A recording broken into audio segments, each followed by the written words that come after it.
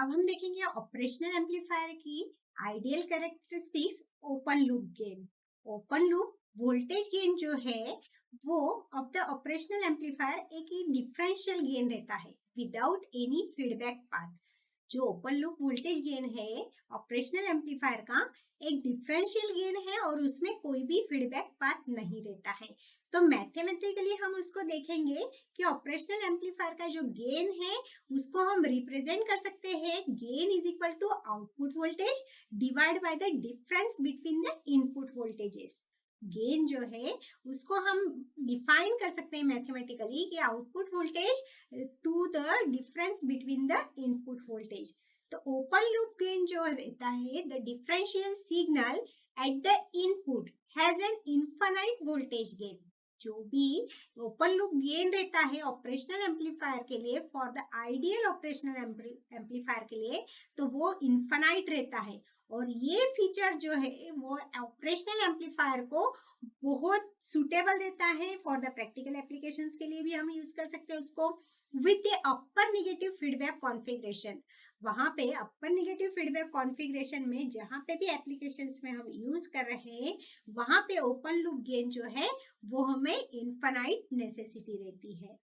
और common mode gain एक open loop gain रहता है और नेक्स्ट रहता है कॉमन मोड गेन। तो एक परफेक्ट ऑपरेशनल एम्पलीफायर के लिए amplifies only the voltage difference between its two inputs and completely rejecting all the voltages that are common to both. जो ऑपरेशनल एम्पलीफायर है वहां पे जो इनपुट वोल्टेजेस है उनका जो डिफरेंस है उसी को ऑपरेशनल एम्पलीफायर एम्पलीफाई करता है। और जो कॉमन वोल्टेजेस रहते हैं इनपुट टर्मिनल में जो दोनों इनपुट टर्मिनल है इन्वर्टिंग और नॉन इन्वर्टिंग इनपुट टर्मिनल अगर इसमें कॉमन कोई भी वोल्टेज रहता है तो उनको रिजेक्ट किया जाता है। रिजेक्टिंग द ऑल वोल्टेजेस जो भी कॉमन है उसको हम रिजेक्ट करते हैं।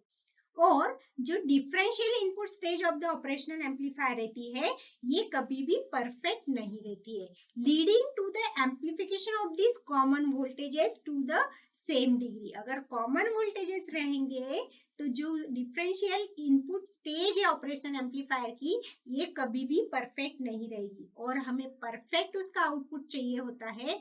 इसलिए हमें इनपुट में इन्वर्टिंग और नॉन इन्वर्टिंग टर्मिनल के जो वोल्टेजेस है उसको डिफरेंट रखना नेसेसरी रहता है। इसलिए जो कॉमन मोड गेन जो है ये इम्पोर्टेंट रहता है एक नॉन इन्वर्टिंग एम्पलीफायर्स के लिए जो ऑपरेट होता है एक बहुत हाई गेन के लिए। कॉमन मोड गेन जो है वो बहुत हाई गेन के लिए यहाँ पे हम ऑपरेट करते हैं क्योंकि हमें वोल्टेज डिफरेंस चाहिए रहता है। इनपुट के जो दोनों टर्मिनल है वहां पे वोल्टेज डिफरेंस हमें नेसेसरी रहता है।